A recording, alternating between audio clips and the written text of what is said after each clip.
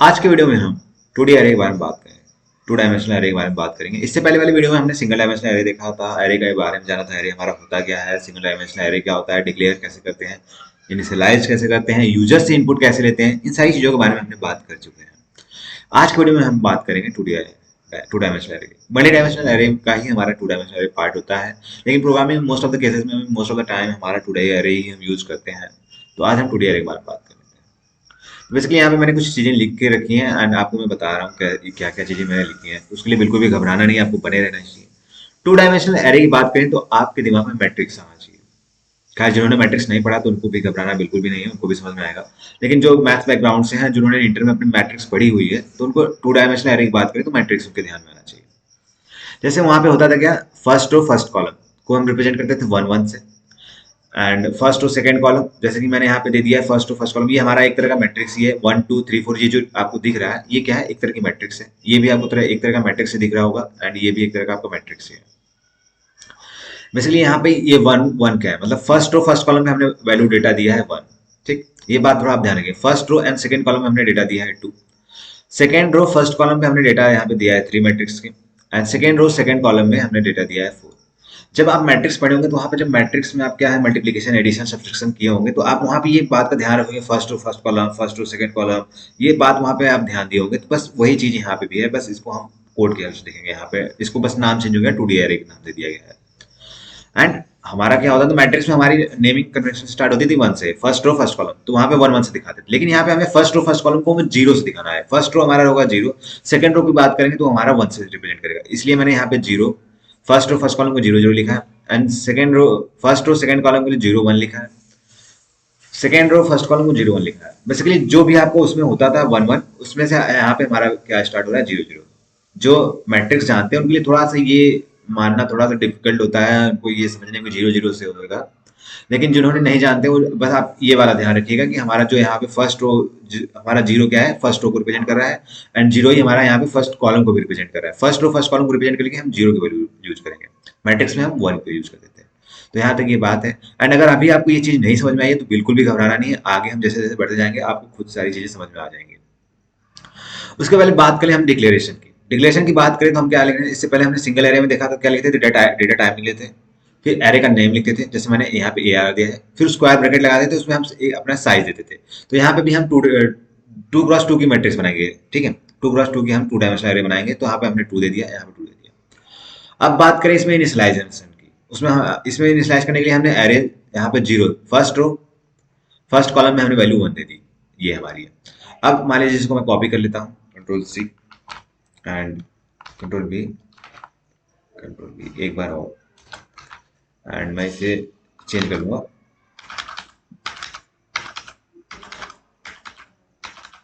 थोड़ा सा बस एक, खैर कोई नहीं। एंड यहाँ पे हमारा फर्स्ट रो फर्स्ट कॉलम की वैल्यू हमने 1 दी है, अब यहाँ पे मैं वैल्यू दे देता हूँ 2। तो हमारा ये किसकी वैल्यू है, फर्स्ट रो सेकंड कॉलम की, तो हमें यहाँ पे देना पड़ेगा 1। सेकंड कॉलम के लिए हमारा 1 होगा, बस ये आपको ध्यान रखना है। ठीक, और उसके बाद हमने वैल्यू थर्ड यहाँ पे 3 दे देते हैं, इंटर कर देते हैं 3। इनिशियलाइज कर रहे हैं, इनिशियलाइज करने के लिए आपको क्या करना है, एरे नेम लिखना है, फिर उसके बाद स्क्वायर ब्रैकेट में, एंड आपको किस पोजीशन पे, किस रो किस कॉलम पे आपको वैल्यू देनी है वो लिखना है। यहाँ पे हमने दिया है फर्स्ट रो फर्स्ट कॉलम पे हमें वैल्यू एंटर 1 करना है, तो हमने यहाँ पे 1 दिया है, इनिशियलाइज किया। ठीक, एंड उसके बाद हमें यहाँ पे देखिए ये हमारा थर्ड किस पोजीशन का है, सेकंड रो फर्स्ट कॉलम का। सेकंड रो के लिए हम क्या लिखेंगे 1, एंड फर्स्ट कॉलम के लिए हमने क्या लिखा है 0। अब ये हमारा यहाँ पे वैल्यू हमारी 4 है, एंड ये हमारा किसका है, सेकंड रो सेकंड कॉलम का 1 1। ठीक है, ये हमने वैल्यू क्या कर दिया, इनिशियलाइज कर दिया। अब आउटपुट करने के लिए हम क्या कर सकते हैं, सी आउट एरे, यहाँ पे हमें फर्स्ट रो फर्स्ट कॉलम की वैल्यू मान लीजिए चाहिए, तो यहाँ पे हमने 0 एंड 1 दे दिया। फर्स्ट रो फर्स्ट कॉलम को 0 0 दे दिया, एंड यहाँ पे हम लिख दिया। एंड इसको मैं Ctrl+S से सेव करता हूँ, एंड F9 हमने अभी तक जान चुके हैं कि F9 प्रेस करने से बिल्ड एंड रन हमारा होता है, तो F9 प्रेस करता हूँ मैं, तो हमें आउटपुट में 1 मिल गया। ठीक, एंड मैं यहाँ पे एंटर प्रेस कर दे रहा हूँ। तो और मान लीजिए मैं बाकियों को भी एक बार यहाँ पे आपको ऐसे आउटपुट दिखा दे रहा हूँ, Ctrl+C कर लिया, एंड इसी लाइन में आपको क्लियर हो जाएगा कि हम किसकी बात करें। अब मान लीजिए अब हमने फर्स्ट रो फर्स्ट कॉलम को प्रिंट करवाने के लिए हमें 0 0 दिया, अब second first row second column को प्रिंट करवाना है, तो 0 और 1 यहाँ पे हमें वैल्यू देनी पड़ेगी। क्योंकि वन हमारा सेकंड कॉलम को यहाँ पर रिप्रेजेंट कर रहा है। और ये जो है ये हमारा रो को, यहाँ पे जो हमने पहला स्क्वायर ब्रैकेट लगाया ये हमारा रो को रिप्रेजेंट कर रहा है। आपको ये ध्यान रखना, पहला जो स्क्वायर ब्रैकेट है, जो पहली हम स्क्वायर ब्रैकेट है हमारी रो को रिप्रेजेंट कर रही है, सेकंड हमारा कॉलम को रिप्रेजेंट कर रहा है। ठीक, इसका हम फॉर लूप यूज करके अभी एसेस करेंगे, तो बिल्कुल भी घबराना नहीं है ना। उसके बाद हमें second row first column, second row के लिए हमें वन देना पड़ेगा, फर्स्ट कॉलम के लिए हमें जीरो एंटर किया, फिर second row second first column one, and यहाँ पे हमने दे दिया वन। ठीक, एंड उसके बाद हम कंट्रोल एस करते हैं, F9 प्रेस करते हैं, देखते हैं हमें क्या मिलता है। तो हमें 1 2 3 4 करके दे दिया है। तो ये एक मैट्रिक्स की तरह लुक नहीं है, इसको मैट्रिक्स की तरह हम बनाते हैं। खैर इसको ऐसे रहने दीजिए, अभी मैं आपको फॉर लूप के हेल्प से जब बताऊंगा तब वहां पे हम देख लेंगे कैसे न्यू लाइन में आएंगे। ठीक, तो उसके लिए अभी हम छोड़ देते हैं ऐसे। 1 2 3 4 हमारा एक मैट्रिक्स क्रिएट हो गई। अब बात कर लेते हैं, अब मान लीजिए कि हमारा 2 क्रॉस 2 की मैट्रिक्स थी, तो हमने ऐसे इनिशियलाइज कर दिया एंड इसको हमने डेटा एनालिसिस में इंटर कर दिया। अब मान लीजिए हमें आउटपुट में प्रिंट करवाना है। अब मान लीजिए यही हमारी मैट्रिक्स थोड़ी बड़ी हो गई, मान लीजिए 4 क्रॉस 4 मैट्रिक्स हो गई, तो उस केस में हमारा क्या होगा, हमें बार बार सी आउट 0 1 थोड़ा सा वो लंबी हो जाएगी। मान लीजिए ये रहा हमारा मैट्रिक्स एंड इसे मैं हटा देता हूँ एंड 2 क्रॉस 4 की है, 2 रो 4 कॉलम। ठीक, तो हमारे अगर ऐसा रहे तो बार बार ऐसे डेटा एंटर करेंगे बार बार, तो हमें थोड़ा हार्ड वर्क लगेगा, थोड़ा टाइम लगेगा, टाइम कंज्यूमिंग, और हमारा कोड की जो रीडेबिलिटी है थोड़ा लेंथी हो जाएगी एंड थोड़ा मतलब अच्छा नहीं लगेगा। एंड हम चाहते क्या है कि हमारा basically most of the cases में हम चाहते क्या है कि हमारा जो काम है वो आसानी से हो जाए। कंप्यूटर का यूज करने का फायदा क्या है, जब हमें खुद से मतलब हार्ड वर्क ज्यादा करना पड़े, अपने काम को आसान करना है, तो उसके लिए हम क्या करेंगे, फॉर लूप का यूज करेंगे। खैर उसके देख लेते हैं, for in i equal to 0, 0 से इनिशियलाइज कर रहे हैं, फिर उसके बाद आई लेस देन हम लेंगे तो 0 1 हो जाएगा एंड आई प्लस प्लस। उसके बाद यहाँ पे हम दो फॉर लूप का यूज करेंगे। अब मैं अभी बता रहा हूँ आपको, क्या उसके लिए घबराना बिल्कुल भी नहीं है। जे लेस देन 2 जे प्लस प्लस। तो ये जो हमारा पहला फॉर लूप है ये हमारा रो को रिप्रेजेंट करेगा, ये आपको ध्यान रखना है, याद कर लीजिए। खैर अभी आप बिगिनर हैं तो आपको ज्यादा इसमें सोचना नहीं है, बस अभी याद कर लीजिए, जैसे जैसे आगे हम आज ज्यादा जाएंगे। ये हमारा कॉलम को रिप्रेजेंट करेगा, कॉलम। ये हमारा बेसिकली पहला फॉर लूप जो है ये हमारा रो को रिप्रेजेंट करेगा, दूसरा फॉर लूप हमारा कॉलम को रिप्रेजेंट करेगा। मैंने ये कहा फॉर लूप भी हमारा पहला रो को रिप्रेजेंट करेगा, ये दूसरा हमारा कॉलम को। तो हमारा ये पहला पहला रो को, दूसरा कॉलम को। आपको बस इतना ध्यान रखना है। अगर हम मैट्रिक्स की बात करें, उसमें हम 2 डायमेंशनल एरे को हमको आउटपुट में प्रिंट करवाना है या यूजर्स इनपुट लेना है, तो भी हमें यही काम करना होगा। तो उसके लिए हम कर लेते हैं सी आउट एरे एंड यहाँ पे लिख लेते हैं आई एंड यहाँ पे हम लिख लेते हैं जे। उसके बाद मैं लिख लेता हूँ एंड लिख लेता हूँ स्पेस। ठीक, एंड उसके बाद हम लगा लेते हैं कॉमा एंड उसके बाद यहाँ पे हम जाने के बाद सी आउट एंटर कर देते हैं एंड F9 से बिल्ड एंटर करते हैं। फिर मैं आपको एक्सप्लेन करता हूँ कोड, देखते हैं हमें आउटपुट में क्या मिल रहा है। 1 2 3 4 मिला। अब आइए हम कोड को समझते हैं। तो हमारा जैसे कि मान लीजिए आई इक्वल टू 0 हुआ, तो अब ये कैसे लूप काम करता है, मल्टी इसके बारे में बात करेंगे। थोड़ा सा आप घबराना बिल्कुल भी नहीं है, आपको सारी चीजें समझ में आएंगी।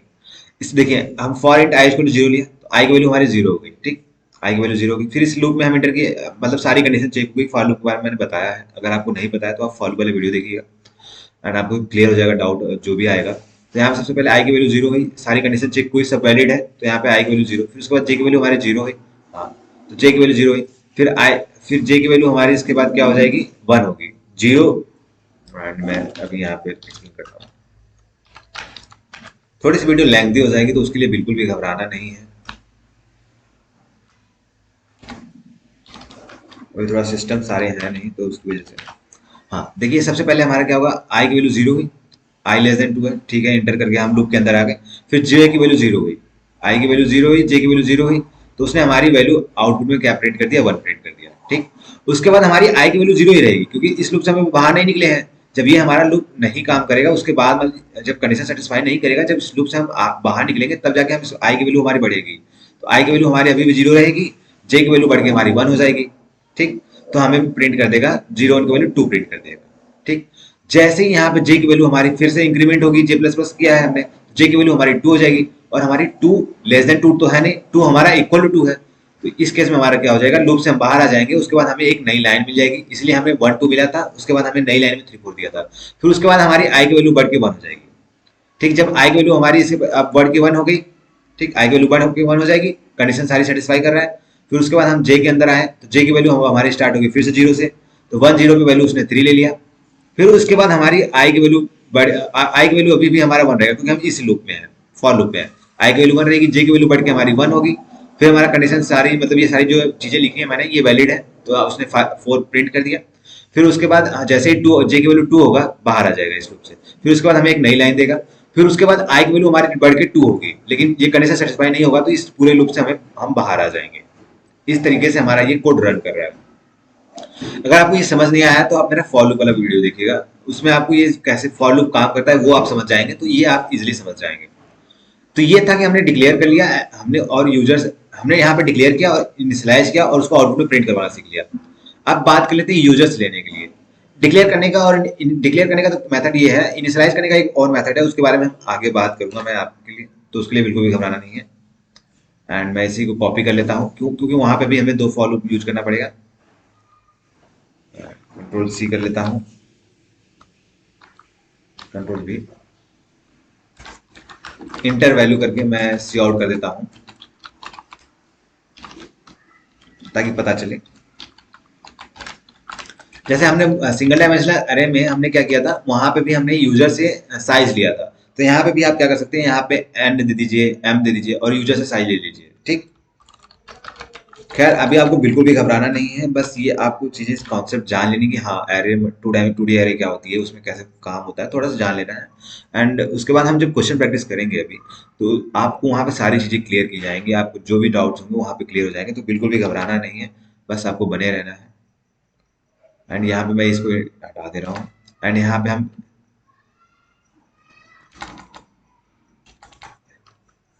सी इन कर दे रहा हूँ यहाँ पे, क्योंकि हमें वैल्यू इंटर यूजर्स लेनी है, तो यहाँ पे सी इन कर दे रहा हूँ। एंड फिर से मैं आपको एक्सप्लेन कर दे रहा हूँ क्या होगा। अब हमने, अब हमारा क्या होगा, जैसे ही हमने आउटपुट के लिए यहाँ सी आउट करके एक मैसेज दे दे रहा हूँ, योर आउटपुट। ठीक, योर आउटपुट करके मैंने मैसेज दे दिया। इंडेल का बेसिकली यूज करें हम नई लाइन के लिए, कंट्रोल ऐसे सेव कर देते हैं।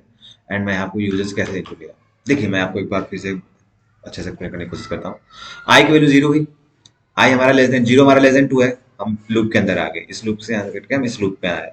जे की वैल्यू हमारी 0 हुई, ठीक, जे लेस देन 2 से, तो यहाँ पे आई की वैल्यू हमारी 0 है एंड जे की वैल्यू 0 है। 0 0 पे हमारी एक यूजर अपने मन से कोई वैल्यू दे सकता है, एंटर कर सकता है। फिर उसके बाद हमारा फर्स्ट, हम देखिए डेटा कैसे देंगे, फर्स्ट रो का डेटा देंगे, फिर उसके बाद हम सेकंड रो का डेटा देंगे, रो वाइज देंगे।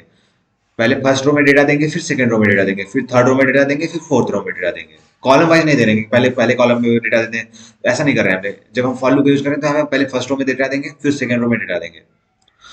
ठीक है, तो यहाँ पे आई की वैल्यू हमारी 0 है, यहाँ पे हम फिर जे की वैल्यू हमारी 0 रहेगी, फिर उसके बाद हमारी जे की वैल्यू बढ़ेगी, आई की वैल्यू स्टिल हमारी 0 रहेगी क्योंकि हम इसी लूप में है। जब इस लूप से बाहर जाएंगे तब ना हमारी आई की वैल्यू बढ़ेगी, इस बात को आपको ध्यान रखना है। जब इस लूप से हम बाहर जाएंगे तब जाके हमारे यहाँ पे इस लूप का ये आइट्रेशन जो है, आइट्रेट करेगा, मतलब इंक्रीमेंट ऑपरेटर जो है वो उसका यूज होगा, वो इंक्रीमेंट करेगी वैल्यू आई की। तो यहाँ पे 0 0 है, फिर उसके बाद हमारा 0 है और फर्स्ट हुआ। फिर उसके बाद हमारी, जैसे ही हमने यूजर की ये वैल्यू, जे की वैल्यू 2 होगी, तो इस लूप से हम बाहर आ जाएंगे, फिर इस लूप के अंदर आएंगे, तो इस लूप में हमारी आई की वैल्यू बढ़ के 1 हो जाएगी, 1 हुआ। फिर जे की वैल्यू 0, तो उसमें हमने यूजर से वैल्यू ले लिया। फिर उसके बाद आई की वैल्यू, फिर हम आई की वैल्यू 1 ही रहेगी, जे की वैल्यू हमारा क्या रहेगा, इंक्रीमेंट होकर 0 से 1 होगा, तो हमने जे की वैल्यू दे दिया। फिर उसके बाद हमारी जे की वैल्यू 2 होगी, लेकिन हमारा 2 जो है वो तो हमारा 2 लेस देन 2 तो है नहीं, 2 इक्वल टू 2 है, तो इसलिए हम इस लूप से बाहर आएंगे। फिर उसके बाद आई की वैल्यू हमारी बढ़ेगी 2, तो 2 हमारा लेस देन 2 है नहीं, तो हम वहां से भी बाहर आ जाएंगे। तो इस प्रकार से हमने, हमारा ये नेस्टेड फॉर लूप काम करेगा। खैर एक बार मैं आपको रन करके दिखाता हूँ कंट्रोल से एनवायरनमेंट में। अगर अभी आपको समझ में नहीं आया होगा तो उसके लिए बिल्कुल भी घबराना नहीं है, सारी चीजें आपको समझ में आ जाएंगी। 3 4 5, तो 1 3 4 5 हमें आउटपुट में और आउटपुट दे दिया। अभी आपको क्या करना है, जो भी चीजें अगर नहीं समझ में आ रही तो आपको क्या करना है, मुझे कांटेक्ट करना है, कमेंट करना है, तो उससे भी करके आप मुझसे कांटेक्ट करिएगा। एंड उसके बाद अगर अगर नहीं समझ में आएगा तो फिर से मैं एक बार वीडियो बना दूंगा, और ना समझ में आ रहा है तो क्या करिए, आप एक बार फिर से वीडियो को देखिए। थोड़ा सा नेस्टेड फॉर लूप में दिक्कत है, अगर फॉर लूप अभी आप अगर नहीं जानते हैं तो आप मेरा फॉर लूप वाला वीडियो देखिएगा। एंड बस आज की वीडियो में इतना ही, मिलते हैं नेक्स्ट वीडियो में, तब तक आप अच्छे से पढ़ाई करिए, एंजॉय करिए।